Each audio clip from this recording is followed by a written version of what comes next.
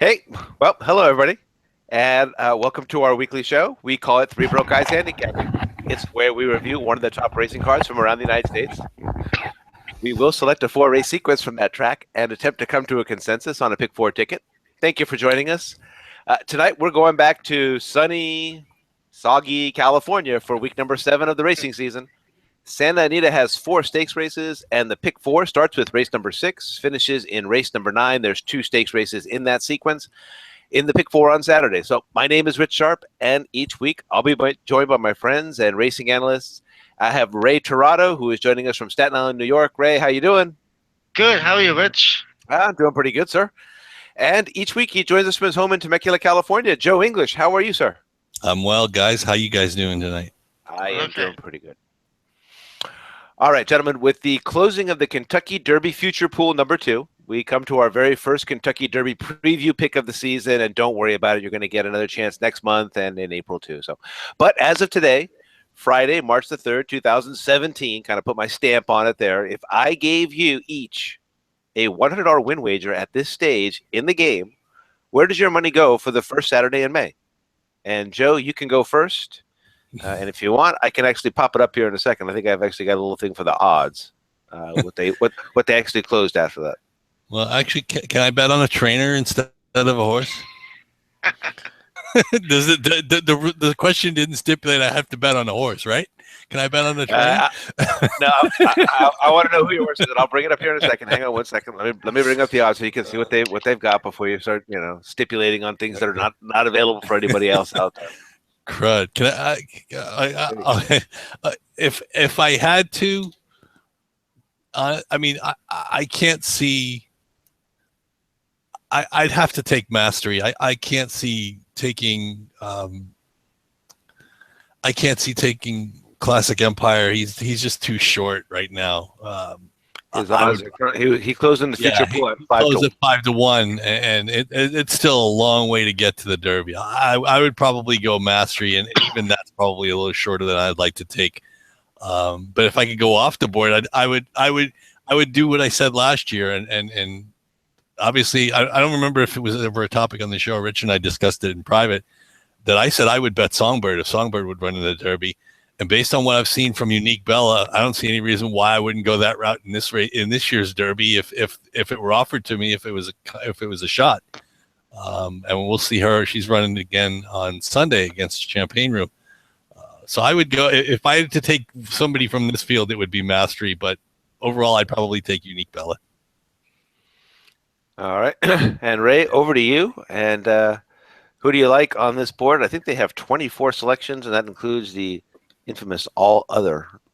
Yeah, well, I don't know. I've been a kind of a big Practical Joke fan throughout the year, so I mean he hasn't raced yet, so wait and see how he's going to do as a 3-year-old. But he showed some talent last year, and also like Motown. So Motown, I've always valued the Remsen winner to be able to get Molinade at that 2-year-old in November. And that's just, so I'll probably go with those two. They're good odds anyway. But we'll see. Nobody really has run anyway, so. All right. I want to know how you get 28 cents in the win pool and 48 cents and 56. Where did those bets come from? I will tell you at the sportsbook I saw, which didn't have very many things that are going on, that I heard about a sizable bet coming in this particular pool over that weekend. Something in the neighborhood of like $5,000 was bet at one of those sports books. So, all righty. Let me go ahead and I will come back to you guys. Thank you very much. For those of you who are wondering, I thought I'm wearing a T-shirt. Actually, I was in Las Vegas last weekend, and the T-shirt that I'm wearing is from Leo Santa Cruz and Carl Frum.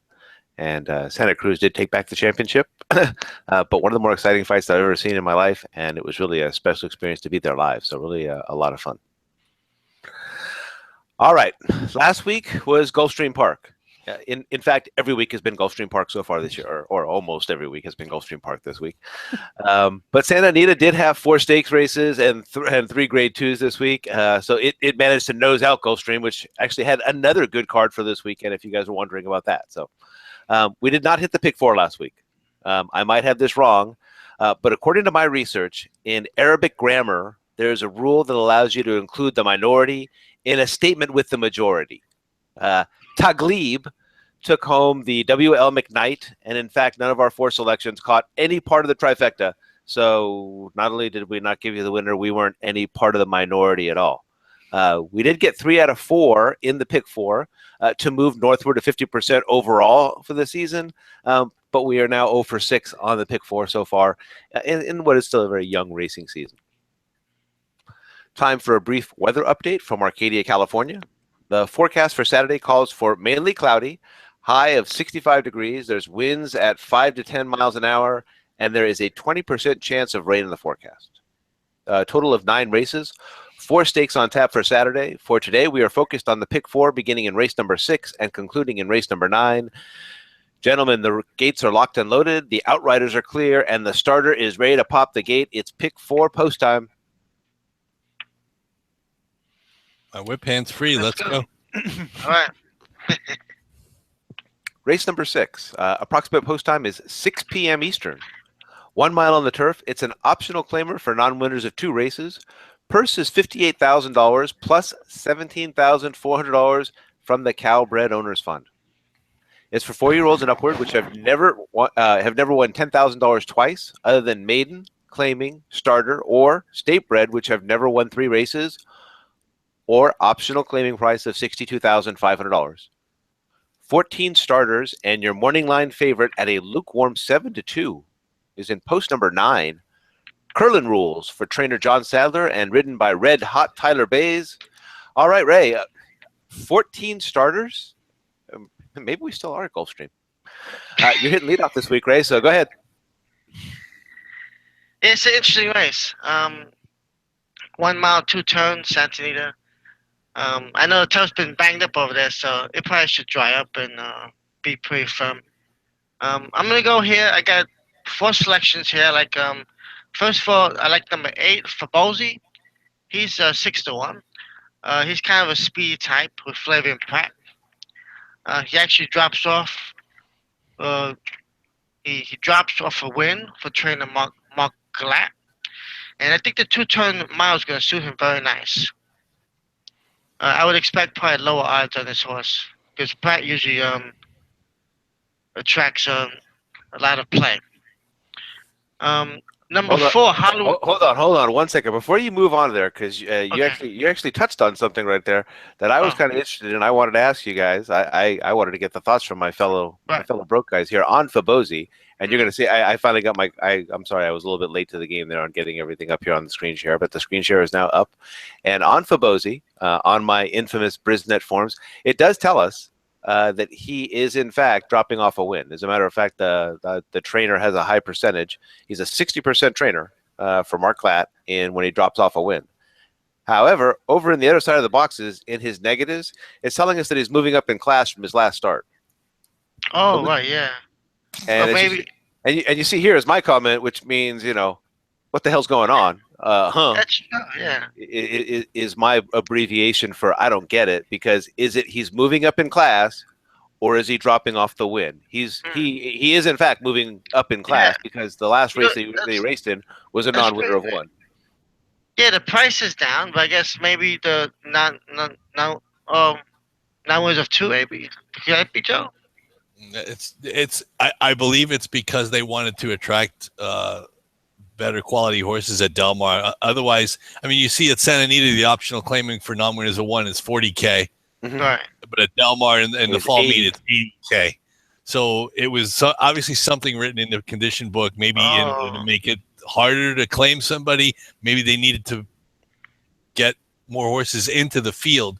So they figure, well, if there aren't going to be a lot of claims for $80,000, so they could start horses for $80K, even if they have already cleared the non-winners of 1 hurdle. And That I'm would be assuming my that best and I'm guess. assuming for Brisnet, what it is that their program, their computer program, which generates this racing form, generates off of two different things. Over on one side, they're picking up the drop, which is off of the Yeah, price, the the $80,000 price. Yeah, price down to a 62,005. Over here, the negative is picking up the moving up in class, which is moving up in class from a non-winner of Mhm. one to non-winners of two or right. three. Yeah. Right. Oh yeah, And the to me, opposite. Yeah. yeah, and to me, since the majority of the field is not out there for the claiming price, the horse is moving up in class. Again, that's just personal opinion. But Right. if I There's saw two options. if I saw 9 horses running for the 62.5, then I'd say okay, maybe he's dropping because more of the field is really a 62.5 claimer. But I'm thinking it's more a jump up in Right. class from Yeah. the non-winners of That's 1 true. to non-winners 2. Regardless, let me get my pen out here and my paper out. Get down that Mr. Toronto likes Fabosi. Bozy from Mount Glen. Yeah, he's doing well at the meet, 20%. Yeah, he is. CC 60-30. Yeah. He's actually having an exceptional meet, and he's got Flavian Proud aboard as well. So, Yeah. all right, go ahead and proceed, Um, Ray. Sorry about that. Okay, number 4, no problem. Hollywood Dan, to take a shot at the price here is 10-1. This is as a 2-year-old. If you can see, he was a third in the front runner behind Nyquist Swipe, and also More Spirit is in the running line. He's getting a class relief here, first time in claimers, and he's been away 8 months, so that's a little concern. But he should, Peter Miller looks like he has him cranked up for this. Some good workouts, and I like to switch it to Somo. So I'll go with that one. Also, number 12, Gangster, 6-1. Doug O'Neill claimed this one from Top Puncher 3 races back. I like the jockey switch to Rafael Bejarano, and he actually stays in the same class, so he make a nice outside trip for him. And he's a mid runner who he could be wide both turns, but he should be able to work out a decent trip. And the check mark for Rich, so he will be now. We'll have him who now plays. And below the line, as a B pick, I'm 11 Hofferman. One of several Hoffenheim. He's one of several formerly trained by Baffert for Kaleem Shav, who they had a little dismantle there. Doug O'Neill now trains. He won off a 9-month layoff for less than tag. They divorced. He's a divorce horse. Yeah. So he steps up here. Maybe can continue rolling in these conditions. Espinosa probably tries to save ground early because he got no speed. So he probably just hit to the rail, maybe just try and save ground. So those are my picks there. I like the 8, the 4, the 12, and 11 underneath. All right, Joe. It's up to you. Well, it's funny. We're on the same 3, little different order. The only reason I like Hollywood Dawn the best. He won a stakes, non-graded stakes at 2 on the turf, but this is more about Pete Miller. Basically, everything that guy's sending out is winning. He won a horse, another race again today. The first race with Ranji, a horse who has burnt a lot of money. So he's just red hot. The connection with DeSormo is fantastic. The only thing I worry about with him, and I would worry about this with any closer in a field of 14, you're gonna have to work at a trip, and you're gonna need some racing luck. But at 10-1, of course, I don't expect this horse to be 10-1. Basically, as hot as Pete Miller's been, I figure that those odds will be cut in half by post time. I'm figuring he's going to be about 5-1, just for the Pete Miller DeSormo connection alone. Forget whether he worked out or not, or he's getting class relief. Just the fact that Pete Miller sending him out is good enough for a lot of people, and I think you would have to include him, and that's why I have him on top. I like Gangster as well in the second spot, and I went back and I watched that last race, and I actually looked up Trackus on the Santa Anita website, and he was wide both turns in that last race against Curlin's rules. He got beat by 2 lengths, but he ran 68 feet further than Curlin rules ran that day. Obviously, he was 5-2, so he was well met that day. And Curlin's rules, and the winner of the race, Gusnado, who was scratched out of the San Marcos later, they both ran about the same distance of ground. And he ran a lot further. The only problem with the 12 is he drew post 12 again. So he's probably facing a wide trip. And in that last race, by the way, I don't even want to say, the rails were out 20 feet. So he was probably closer to the grandstand than he was to the rail, to the actual turf rail when he was running in that race last time out. Again, if he had drawn better, I would definitely be with Rich, and he'd probably be on my top. I mean, he's on my top line anyway, but he would probably be my top pick. And again, I like Fabosi. He's got some speed, so he should be able to avoid traffic. And first time Flavian Pratt. If you get 6-1, great, jump on it. He ended up with a winner for Dick Mandela last week at 7-1 on Santa Anita on Sunday. Peace something, I can't remember exactly the name of the horse, but anyway, just the first time Pratt angle. Ray mentioned that Glatt's going well at the meet, so it would be 4, 12, and 8 for me. They would all be on my top line, and they would all be in the pick 4, which it isn't an easy race. It's going to be a tough race, and again, you're going to need to work out a trip. Whoever happens to get the job done. So 4, 12, 8 for me. Rich? We don't spend a whole lot of time because you guys already saw it. So I do like the 12. I like Gangster. The knock on him, and Joe covered it well there, is being stuck out there in post number 12. It's not too bad. When you go down here to the summary page, you can always review that. So it's about, as you see here, being stuck out on the outside, it's about equal with what the other ones. You see 17%. Don't get all excited. That's for anything that's in post number 8 outward, not post number 14 or post number 12 in this case. So, but Gangster does have a nice prime power. Every once in a while, I do like to check that out. The only other horse that's kind of within that range would be Curlin Rules. And for some of the reasons that I already heard there, but Doug O'Neill, Rafael Bejarano, this is a nice jockey improvement. Nothing against Drayden Van Dyke, but I do like Rafael quite a bit here. Hopefully, the fact that even though he is a bit of a speed type, the fact that he doesn't necessarily need the lead right here, and with Rafael Bejarano aboard, I'm hoping that he will be able to sit a nice trip even from that 12 post. And as Joe kind of alluded to, just beating 2 lengths, finished a little bit behind Curlin Rules on that last one. And I'm hoping just for the improvement in this particular case, again, the O'Neill Bejarano combination. And this was one of those horses that qualifies as the Invader, right? He came in from Kentucky at one point in time and came over here to California. The dirt try and then 2 real solid tries. He's one on the turf where he defeated a horse that I like, that I wanted to talk about a little bit. He's on the alternate entry, Sawyer's Hill. And the only reason I wanted to talk about him was he qualifies as a 3 broke guys. So this was way back on October 31st in Santa Anita. This was Halloween, and this was the first day of the Breeders' Cup. So the Twilight Derby is one of those stakes races that happens right before the Breeders' Cup happens. And long on value. Actually, Joe, you might remember this, knocked me out of the pick 5. I had Sawyer's Hill that day. But my other horses in this race, if I'm not mistaken, I did like Fabosi, but I believe I used the 9 and the 6, but the 12 was really my top play in this one. I used Curlin Rules, and I also liked Path of David. But I believe those both would have also been on my bottom line, not as strong as your guys' top plays here. So really the only top play here for me would be the 12, Gangster. Joe has the 4, the 12, and the 8. And Ray has the 4, the 12, the 8, and I believe he's got the 11. He's got Hoffenheim, the divorce horse, underneath. Yep.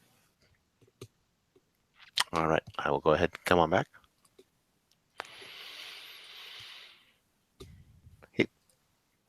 And we are going to go ahead and move on to race number 7.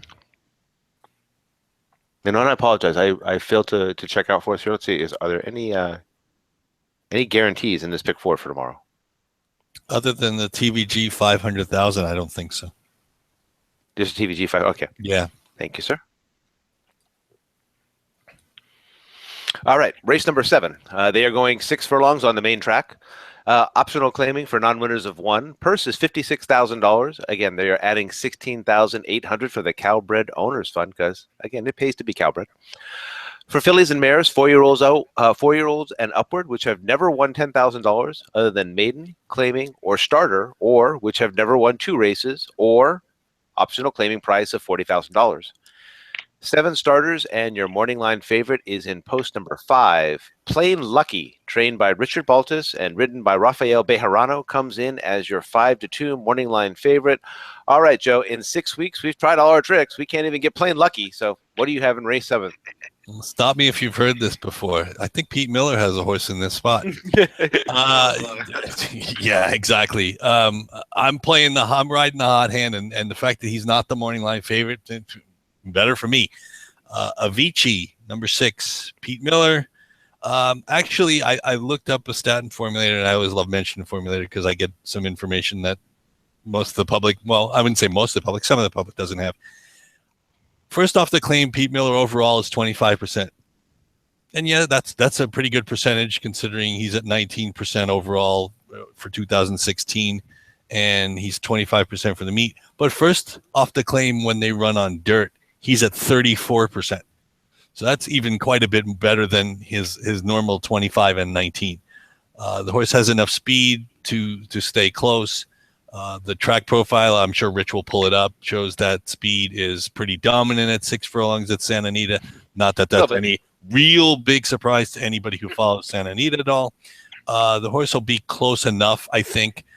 There's enough speed in the race to set it up for his kick. And again, it's Pete Miller, it's Flavian Pratt, and you're getting 3-1. If you get 3-1, terrific jump. Go to the window. Even though the horse is jumping from 25,000 to 40,000 in claiming price, I don't think it makes very much difference. So I'm with the 6 on top here. I also like the 7 Parasail, who's got the best pace figures in the race. Again, just playing to the style of the track. He's been stuck at the non-winners of 1 level forever. But that last race was pretty good in the mud. And I know Rich has an affinity for Gus Headley. I also do know that there was some issue with Norberto Arroyo today. He left and took off his mounts.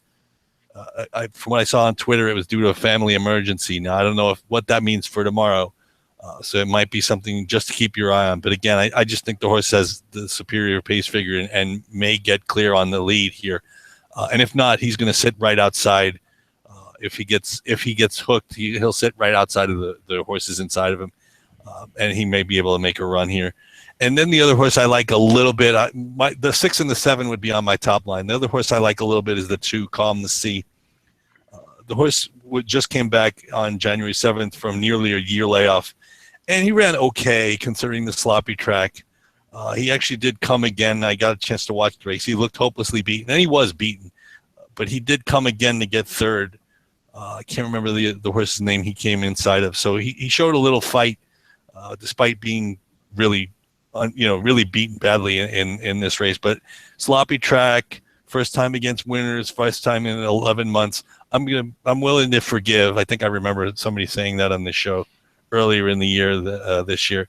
But that the opening race was a fairly good one, and that speed figure was at the par for this level. So I'm going to give Jerry Hollendorfer and Mario Gutierrez the benefit of the doubt. He would be an underneath play for me, and he'd be a saver. He'd be on my ticket, but for our purposes, it would be the 6 and 7 on the top line for me. So Avicii, Parasail, and then Calm the Sea in that order. So now I will hand it off to my fellow New York bred. Who said anything about being? Who would be something about being? It pays to be a Calbred. You're talking to 2 New York breds here, Rich. Anyway, I'll pass it off to you, Ray. Ray, what do you have to say about the 7th? Yeah, it's an interesting race. These races usually I like to look for the speed and go for horses in these conditions. I'm gonna go with the favorite here. Go a little bit with the form. Plain lucky. I think he fits right here at this level. I'll forgive like you said, forgive. I'll forgive the bare fan stakes on the Golden Gate over the track. His last 2 at Santa Anita should put him in contention. Bejarato's here for Baltus, who's having a terrific meet. I also like number 2, your horse you mentioned, Calm the Sea. This horse is I tell you, 3rd race of his career at 5 years old. He had a nice maiden win, like you said. He tied in the slop last time a year later. Those races. Maybe this horse can stay at the same races. Now he's coming back 2 straight months, so he's been entered. So maybe Hollendorfer has him fit. I'm sorry, has him fit, and he also fits here at this level. So the fact that he's come back with the month, I'm very impressed by that. This horse looks like he had some issues. She throughout the last 2 years. Also underneath, like your horse six Avicii, claimed 3 straight times. I'll call this horse a free agent because every race they're looking to go after him, go after her. Running well in the lower claims, 2025s, bidding exacta 7 straight. Hot Miller, that's what we're gonna call him. We're gonna call him the Hot Miller. And Pratt riding well, 23%.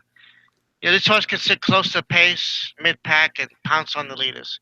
So I would go with those three, 5, 2, and 6 in this claiming race at 6 furlongs. Rich, you have anything else to add to this race? Again, not really. Ray just touched on the horse who I like the best here. I tried to stay away from the chalk in this one, folks, but again, showing some forgiveness for the Golden Gate All Weather. The last two speed figures for Plain Lucky at or about this level. Just make him the favorite, or mark him as the favorite in this race. I did like Avicii. As you saw me here, I was kind of drawing my things. Me and Todd Strupp had a little laugh with each other the last time when Avicii won his race, and Todd was telling everybody on TVG that you didn't even have to worry about this horse. And I couldn't help but note that Avicii is kind of a little bit like I didn't know if maybe in Italian that might be mean metronome, but you could set your metronome by Avicii, who wins every other race. Second, first, second, first, second, first, second, first. Which unfortunately means that if this was to be correct, then this would be a turn for second again. So Avicii did not end up on my top line just for that reason. I did like Plain Lucky best. I was torn. I hearing my fellow broke guys talking about Calm the Sea. I have an affinity for listening to the King, Jerry Hollendorfer. He's got Mario Gutierrez up. This is the third career race. Something went wrong with this horse actually after the first race last year. Looked like he was going to be somebody with a nice speed figure in an opening race and a win in an opening race, and then we didn't see him for almost a year. Came back, as Joe said, it looks like he showed a little something in that first race after a year.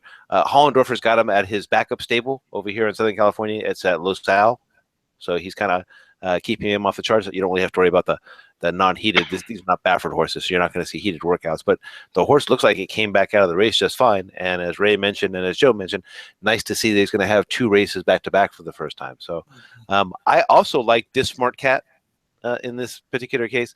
3 for 3 at the distance, 2 for 5 at Santa Anita. Likes the distance, likes the track, and the inside post, not really a problem in my opinion.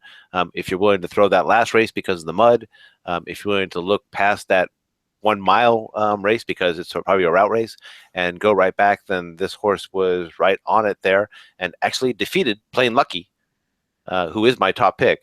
And so that was one of those ones that's a little bit of heartburn for me, where August of 2016 is close enough for a 4-year-old horse that these two look like they're fairly equally matched to me. And I also like Joe's other horse that he had mentioned, which is Parasail. So again, just on the pace figures, looking for somebody who's going to fit that 77%. Eating the chalk because I have to. I'm going to go ahead and put the 5 on top by himself. And if I were to underneath line, we'd go with the 1, the 2, and I think it's the 7 for Parasail. Let's see. Ray had the 5 and the 2 on his top line with the 6 underneath. That was Avaseo. Joe has got the 6 on top, Avaseo, and the 7 as well. That's Parasail, and the 2, Calm the Sea underneath. Have I got that correct? Yep. All righty. Here we go. And I'm coming back.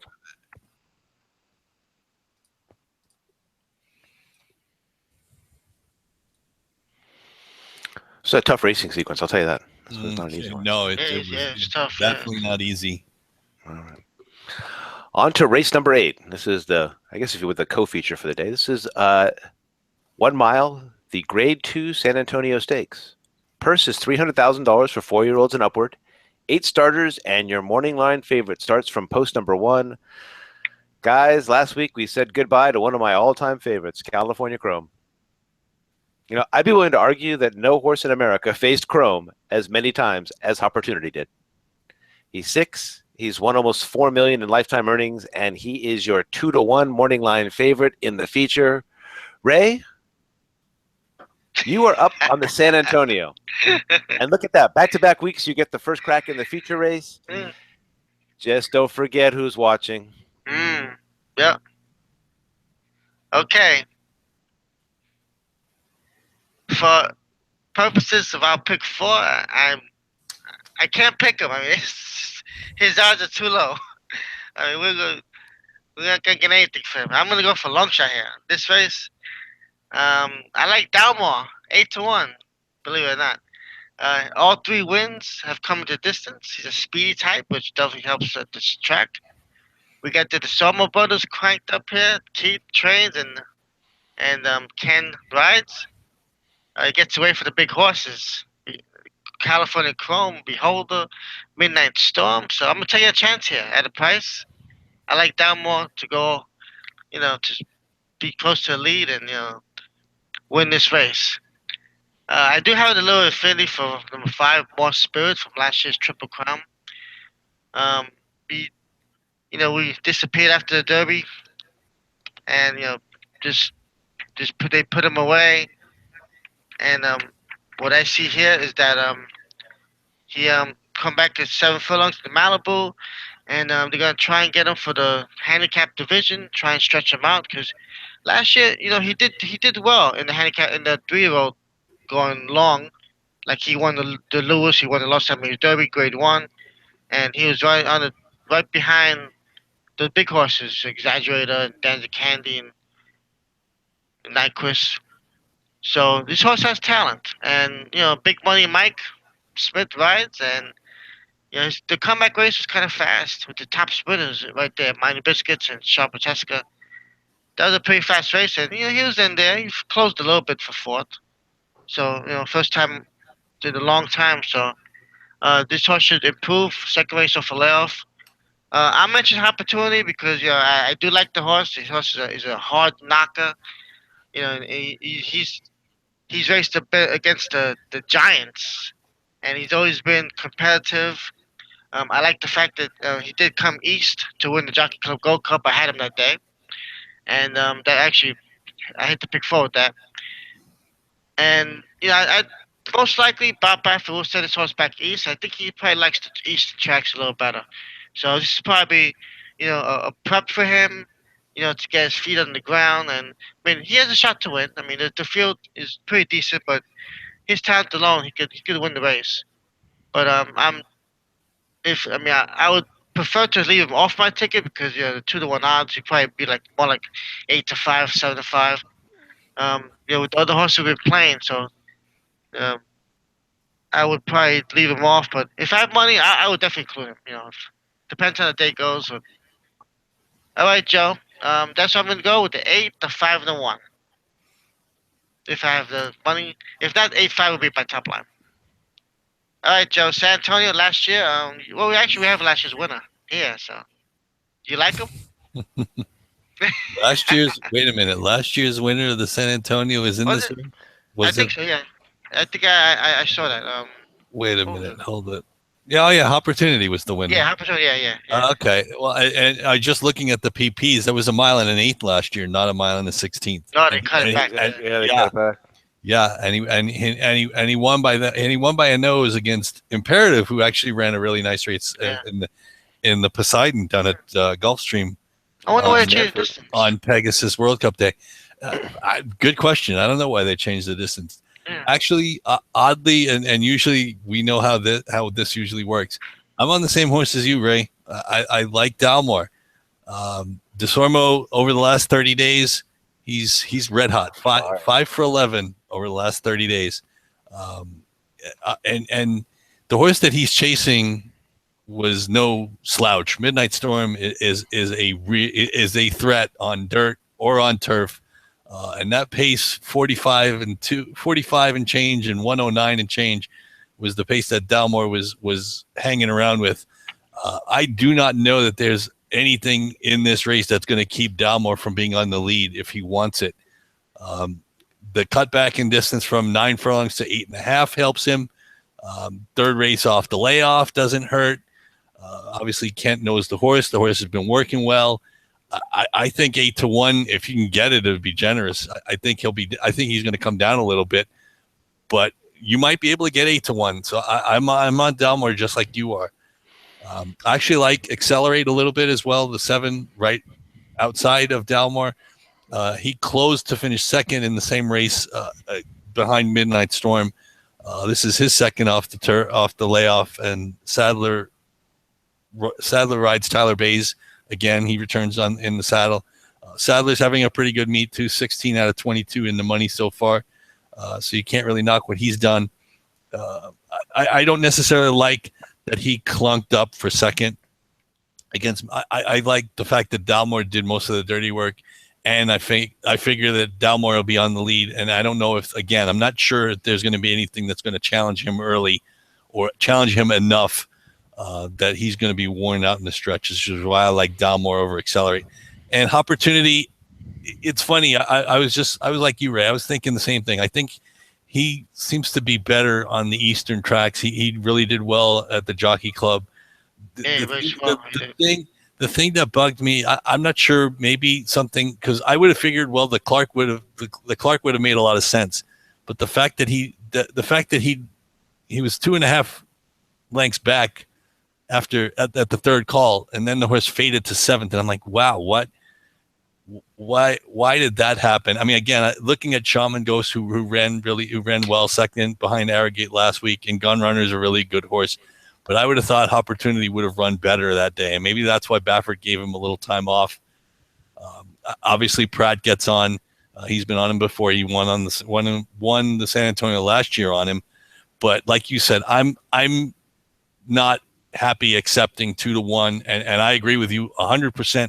That there's no way he's going to go off at 2-1 just because Baffert's name is associated with him, and everybody everybody reading the racing form is going to say, "Oh, he running California Chrome, Arrogate, so he must be better than the rest of these field." So he's going to come down from 2-1. But anyway, like I said, I'm just not the biggest fan, and like you said, Ray, he could absolutely win in this spot. I just don't want to take the short price, and I think, like you said, I think he might be better off heading east to round out his racing career. So again, to me, it's 6, 7, 1 in that order, and I would, like you said, Ray, I would not want him on my personal ticket. I mean, I would probably throw him in if I had extra room, but really on my top line, it would be just the 6 and the 7, Dalmore and Accelerate. Rich? Okay, he is the 6. I thought so. Yeah. Oh yeah, the 6. I'm sorry. Yeah, the 8 is Hard Aces. Yeah, you're right. I voted wrong. I had it all scratched out on my feet. All right, 6 Dalmore. Okay, I voted wrong. So Ray went 5-6 and Joe went 6-7. Yeah. Okay. So again, my secret's out of the bag already. Joe was talking about the San Pasquale, which was only a 4-horse race. Yes, Dalmore was up on the lead, messing around a little bit with Midnight Storm, kind of pressing the pace on him and like that. And again, it was Accelerate who came on there, didn't kind of clunk it up. He had a very nice race, as you see there. Accelerate's got a nice little string going there. He broke his maiden, spectacularly. Beat a pretty good race. A horse who turned out to be there was Curlin Road. Then he came back. He's beaten Semper Fortis twice. And for those of you who are thinking, I've heard that name somewhere, he was in the Pegasus Cup last week. So that was what they thought of that horse. You've got he finished third. He finally couldn't get up there for a win or for a nice performance. It was in the Breeders' Cup Dirt Mile. He was behind Tom Hughes and Gun Runner. And again, there was nobody who was going to get to Midnight Storm in a 4-horse race where the track was sealed and Midnight Storm just put everybody behind him once he got rid of Dalmore. So I did settle on Accelerate. Joe is right. Kent DeSormo is extremely hot. The only jockey who might be equally as hot, or maybe even just a little bit red hotter right now, is Mr. Tyler Bays, who's riding like Tyler Bays of old, who is really the young Tyler Bays. But he has been smoking hot lately, for those of you who are watching Santa Anita. He's combined up there with John Sadler. They hit 25% together. Sadler's been having a strong meet so far to get going. So instead of going 6-7, which is which way Joe went, and I thought I went ha, I went 7-6. But I did use them both. And I left out the Baffert. I've got that all turned around, so he's not looking at me right now. There's There's a pair of Bafferts in this one. There's more spirit and opportunity are both in here.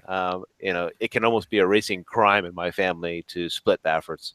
But in this case, I might take two of them. The thing that I was showing there as my colleagues were talking was, and the only reason that I might choose to go ahead and drop both Bafferts is the racing profile for a mile and a 16th race here at Santa Anita so far has been out of 11 races.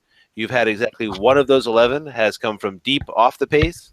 You've had one that has come from a pressing position off the pace, and the other 9 out of 11 have all been within 1 or 2 lengths at each of the calls. So you get 36% going wire to wire, 81% overall going to the E and the EP types. So that's who I was looking for. And Dalmore and Accelerate seem to be the two that kind of fit the profile best for me. And I'm trying to take the chance on leaving the Bafferts out. I've got 7-6. Joe's got 6-7. Ray's got 5-6. And I think Joe and Ray both had the 1 underneath.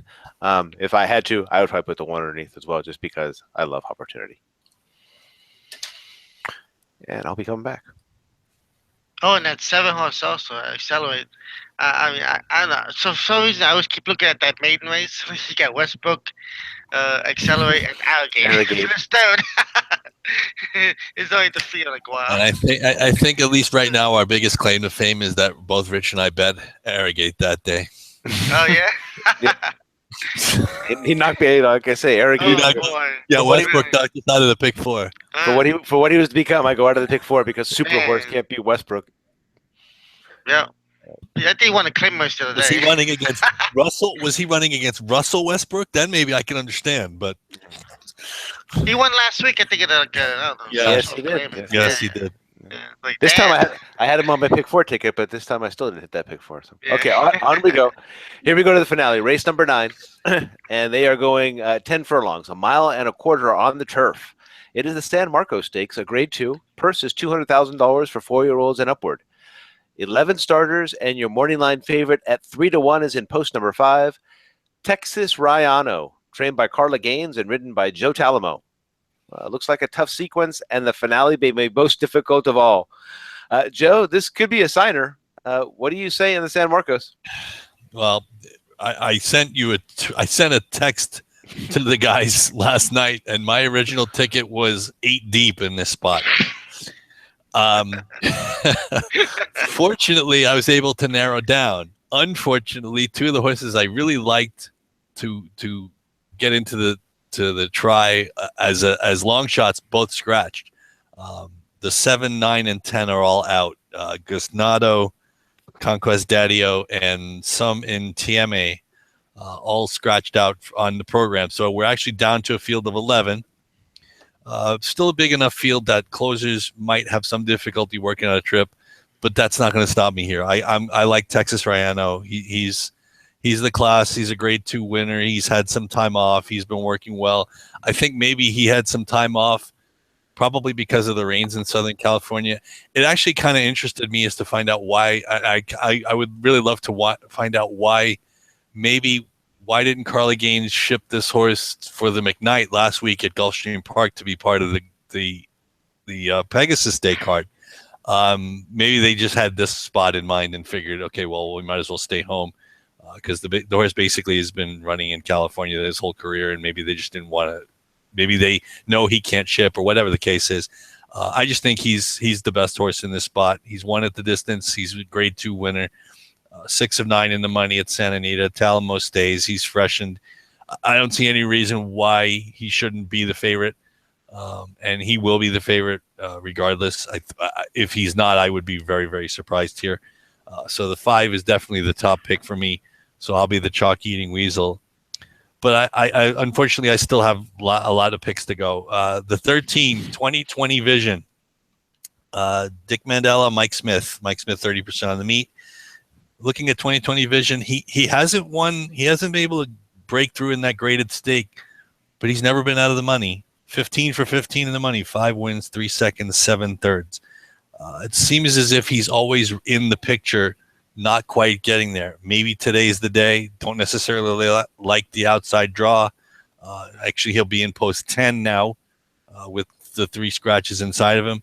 but he's got ability. He even ran decently in the slop last time in the San Gabriel in the off the turf race. Again, I wish he drew a little bit further inside. Another closer in an 11 horse field. It's kind of scary to do that sometimes. But I guess I had no choice. He to me, he's the second best horse. I liked also the number 1, a red tie day, for giving the San Gabriel, the race that we just talked about, where 2020 Vision ran third. He'd been running well. Obviously, even that fifth in the Seabiscuit behind Ring Week and Jack and Ohm is not necessarily a bad thing. He's been running pretty well. He had beaten Perfectly Majestic and 2020 Vision in the restricted lure stakes at Santa Anita, and he finished behind Texas Rayano and 2020 Vision behind Ashley Love Sugar in the John Henry at 1.25 miles at Santa Anita. So at 15 to 1, I'm willing to take a chance that he's got an outside shot. He's got the best of the draw. He's got the rail. So he's got a chance at 15 to 1 for Baltus and Nakatani. The 8, Perfectly Majestic, is another horse I'd like. Again, came out of the San Gabriel, did not run particularly well. So I'm willing to forgive. We already talked about Kent DeSormo, how hot he is. And Bob Hess is one of his main clients here. He doesn't win a lot at Santa Anita, but his figures are good enough that he could be the one to work out the right trip. And the other horse I want to mention is also it's the same first time Flavian Pratt angle on number 11, Isotherm. He's been kind of a disappointment. He is facing older. He does, he's been running not so bad in stakes. He hasn't done really very much since the Commonwealth Derby at Laurel in September. But maybe Flavian Pratt will wake him up. I really don't like him at 6 to 1. To include him on the ticket for me is more I have to cover my ass in case Flavian Pratt happens to go off again. So in order for me, it's 5, 13, 1, 8, and 11. If I had to go only too deep, 5 and the 13 would be the choices for me. Texas Rayano and 2020 Vision. And I will pass it on to somebody who unfortunately does not have 2020 Vision any longer. Ray, what do you think of the San Marcos? Man, I haven't had 2020 Vision since I'm like 12 years old. Yeah. Those were the days. Oh, yeah. Sterling Optical. The Fred Flintstone brand. This plastic ones. $50, I think they were. This episode of Three Broke Guys Handicapping brought to you by. Go ahead, Ray. All right. This race, I tell you, this is a challenge.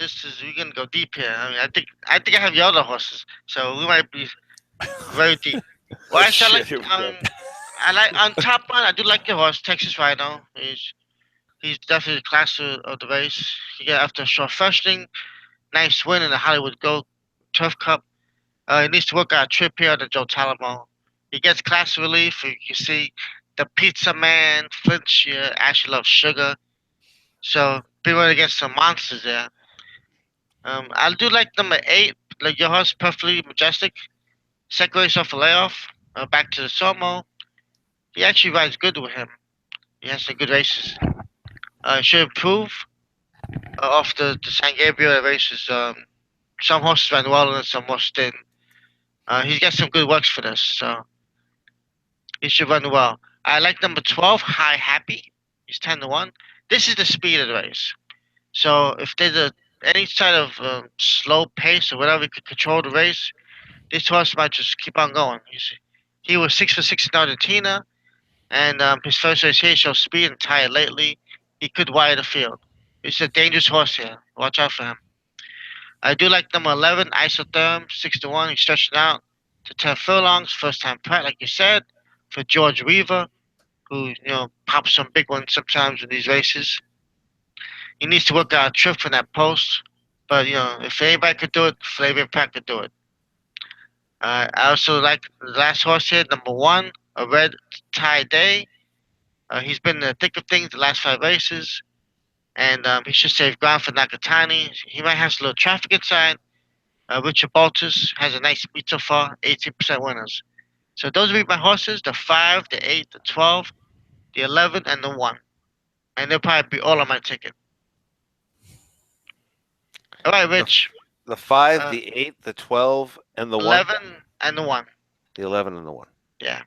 11 and the 1. Okay, Rich. All right. And so I am up and Finish it up with the all. yeah, that's exactly what I Make it was. going That that was way. what I was left with. So my Oh, check, I'm telling you. the very rare time that you'll ever see this, but my check mark actually did end up in this particular case on the all button.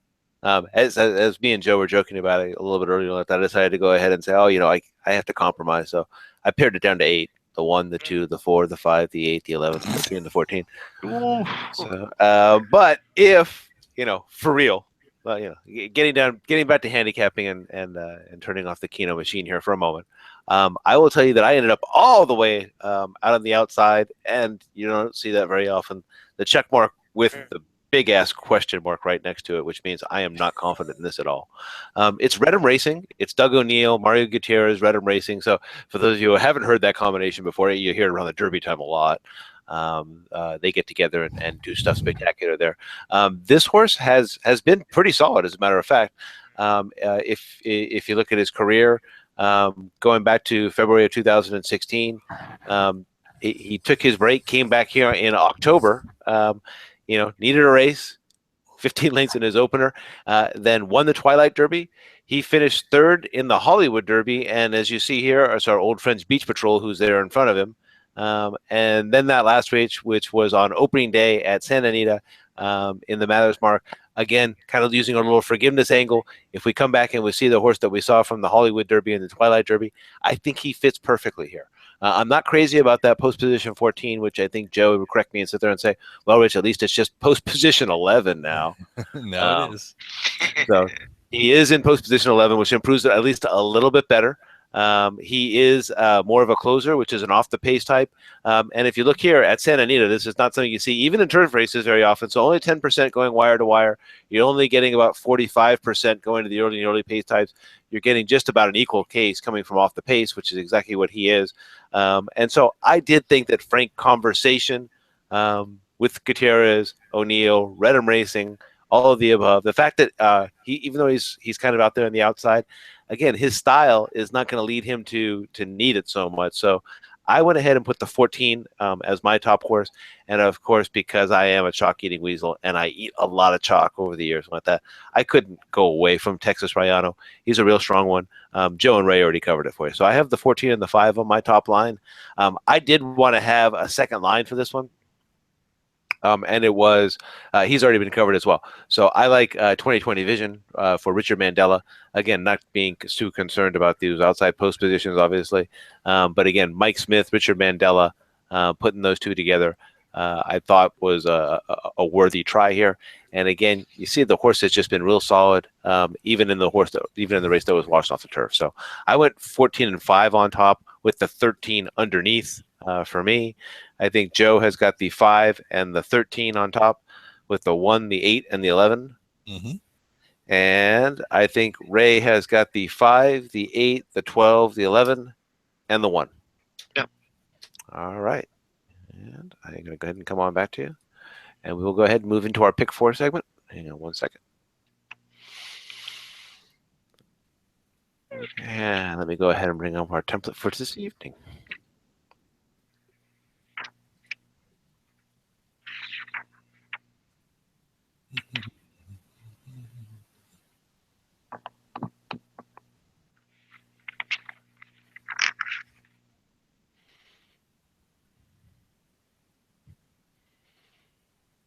Ray, I shared with Joe that although I wasn't successful with the horse racing last weekend, I made my money back in sports gambling. So I won money on the fights, and I won money betting the basketball games on Friday night there in Las Vegas. All right.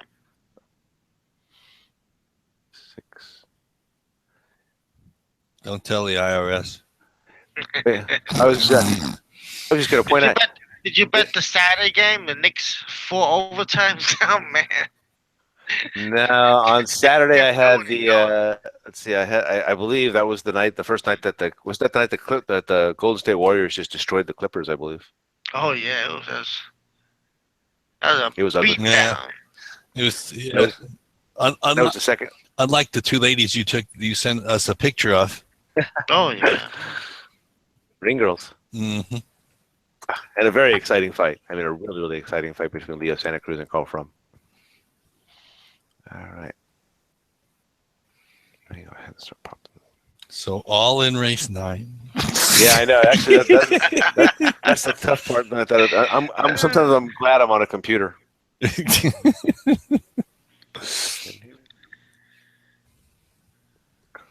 I just well, and I don't want to jinx this, but I'm gonna say it anyway. God forbid it rains tomorrow and it becomes a field of 4. Oh, come on, please, no, don't. It's supposed to be nice enough tomorrow. It's not supposed to rain. But they did take that first race off the turf today, but they left the other 2 on. So.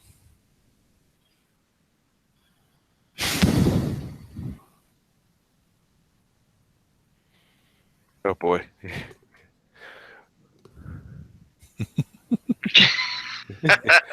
Talk about not having 20/20 vision. Hello. Yeah, I know. Where's your John Conti magnifying glass, man? Come on. Big bucks. Oh no, it's right here. It's just that we have so many numbers on this page this time. See, I don't want to leave anybody's out, so there's the third. No numbers in race 9, just A, L, and L. Yeah, I know. That's what I was thinking. It would have been a lot easier on me. So That'd be hard, but in a field of 11, that would be easily our biggest pick 4 ticket, and it wouldn't even be close.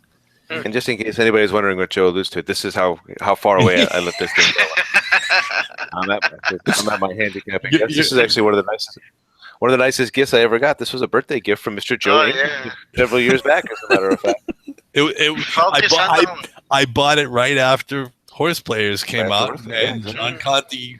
I was like, I have to do it now. I don't have a choice. All right. Here we go. It's like, heck, and speaking of which, if I can congratulate, I want to say his name is Ray Arsenault, who won the national handicapping contest in Vegas last weekend. Yeah. And took home a cool $800,000. Yeah, actually, my friend Jerry McLennan congratulated him, so he knows him. Really? He was there. Yeah. Well, it's funny because to which Bob Baffert replied, "Well, he actually made more than me that weekend, and that's really not fair." but to me, I think Mr. Arsenault had a little bit more work to do than Mr. Baffert had to do. Basically, all Bob had to do was send him on a plane and get him in the gate. And he was going to win that race. Mr. Arsenault had a little bit more work ahead of him. So I think he deserves the extra $100K. All right, wow, I think that's pretty high. Yeah, no, I'm working on 84. Let me try and work 240 something. Forget that number. 240 divided by 2 is 120. I was trying to do my best to pare them down right from the very beginning. Let me see if I'm trying to see if I can find the common. So I know the 5 in the finale, the 13, yes. In the finale. Take out Arrogant, take out California Chrome. No, it would be this sequence would have been a lot easier if one of them was in it.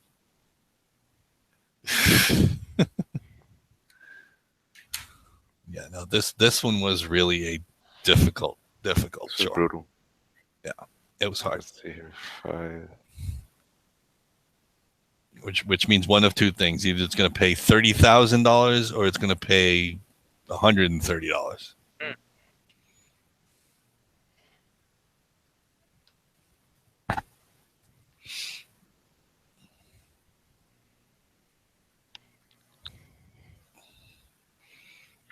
Okay, race 8 looks good. Let's see here. On the 12, on the 12.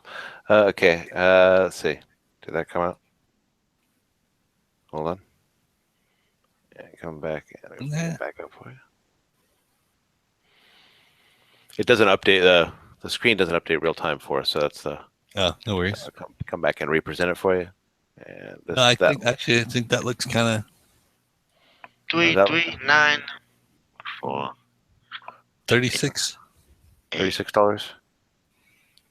3 by 3 is 9, by 2 is 18, by 4 is 72 combinations. Yeah. And a half, 36. That looks good. I like that. Okay. That's got the that's got the majority, like in the first race there. So the 4, the 8, and the 12, those are our consensus picks. Okay, the only ones that got left out would be Ray. You had the 11, and then I had the 6 and the 9, but those were on a secondary line for me. In Okay. The second, 2, 5, 6. Oh yeah, go ahead, Joe. Just want to make one thing clear. If we add one more horse to race 9, it's another $9, and I just wanted to know, do we want to do it? I'm okay with leaving it as is, but we also would be throwing out Flavian Pratt in race 9. Oh yeah, no, I already and I already tossed out. I actually tossed out my top choice. So Frank Conversation. Oh yeah, that's true too. Yeah, I left mine out. Well, there's no. I mean, again, I sometimes that's Okay. that's the tough part is to find the consensuses. So let's see which horse is Pravian is the 11. He's the 11. Well, I mean, here's the other possibility: is we put them both on, and it becomes a $54 ticket. No, we go like that. So we Yeah, go that makes 11 I mean, you know. and 11 and 13. Okay, so let me just put that there. And your horse is the 14. Yeah, but I'm the only one who's got the 14. Frank Conversation. Right. And then so then 6, 7. So that would be 40. So it'd be 45. Because like Ray lost one of his here. The 5. Ray had the 5 and the 1. Right. The 12. The 12. I had 2. And I lost one in race 7. 12. And then here was Joe. You had the 7. I had the 7 in race 7. Yep. Yeah. I mean, I'm good with that. Like I said, I'm not sure I want to leave out Pratt, and that's the only. I would hate to lose it on that. Not that he was on my top line, but it's like, God, to not hit to get to that point and not have him and for him to beat us. I think I'd be beating myself over the head for a week until the next week's show. I mean, if the 12 wide the field, so be it. That's I happened doing it, but yeah, that looks good. Yeah. 45. Yeah, so that's 45. More not likely than likely. So in this type of race, Share it one more time. especially the Texas Rhino he's gonna punch him in the face. And the other thing is, and that's the other thing is, you could be making a mistake if Texas Rhino wins by 5 and be like, okay, well, we really didn't necessarily need to add that, but like I said, I would just rather have the coverage. All right, so we have here is we got 4, 8, 12 with 2, 5, 6 with 6, 7 with 1, 5, 8, 11 and 13. Yeah. Looks good to me. And we have to get past Baffert in race 8 too. So yeah. But of course, if we did that for everything, we'd have all, and this would really not be very much fun. Yeah. Because to add those two would be that's as we mentioned, this was not an easy sequence. No, it's tough. And kudos to Santa Anita. This was not simple at all. No 3 to 5 shots in this spot. No. To show you, they put the 3-year-old stake race up top, like race 3 or something. Yeah. The Bob Lewis, it's the second race. Bob Lewis, to show you what a tough sequence is, we rarely ever run over. Here we are 4 minutes past the hour. So, all right. So Joe, have you got that? Have you got that down? I do, sir. All right. Okay, for those of you watching, if you enjoyed the show, we will be back next week because, that's what the Three Broke Guys like to do. We're going to get together and we're going to take a look at another exciting card. And if I am not mistaken, it is our very first ever trip to Tampa Bay Downs. And we're going to be there for the Stephen Foster Stakes and a few other exciting stakes races on that one. All right, gentlemen, that's all the time we have for tonight. It's always a pleasure to handicap with the two of you. Absolutely. Yes, absolutely, always. For Joe English and Ray Torado, I am Rich Sharp. Thank you for watching Three Broke Guys Handicapping. Good luck and good night. Good night.